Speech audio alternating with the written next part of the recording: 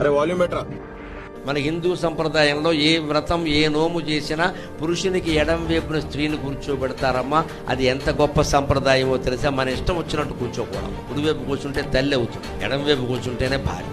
ఎందుకని దానికి లెక్క ఉంది. పూర్ణస్వరూపం పురుషుడు, సున్నా. పురుషుడు అంటే శూన్యం, ఏమీ లేదు. సున్నా.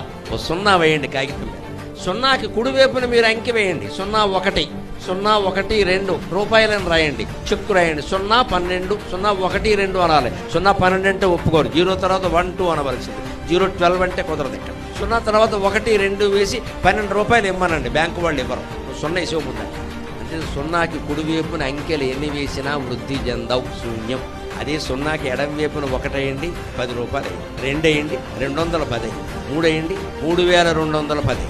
ఇలా మీరు ఎడం వైపున అంకెలు వేసుకుంటూ పోయిన కొద్దీ వృద్ధి చెందుతుంది. అంటే స్త్రీ అంటే వృద్ధి. ఆవిడ ఎడం వైపున ఉంటేనే సంసారం వృద్ధి అవుతుంది. అరే వాల్యూమ్ బెటరా.